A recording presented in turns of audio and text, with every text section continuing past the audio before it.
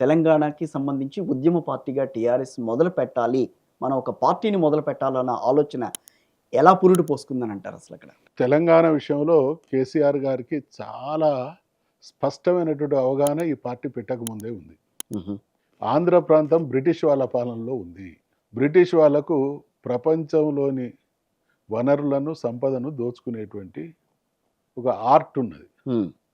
ఆ బ్రిటిష్ వాళ్ళతోని వీళ్ళు వందల సంవత్సరాలు కలిసి ఉన్నారు. మేము రాచరిక పాలనలో ఉన్నాం. ఇక్కడ అమాయకత్వం ఉన్నది, విద్య లేదు, కొన్ని రకాలైనటువంటి ఇబ్బందులు ఉన్నాయి. నాగార్జున సాగర్‌లో రైట్ కెనాల్ ఉంటది, లెఫ్ట్ లెఫ్ట్ కెనాల్ కెనాల్ ఉంటది. రైట్ కెనాల్ లిఫ్టుల కరెంటు బిల్లు గవర్నమెంట్ కడతది.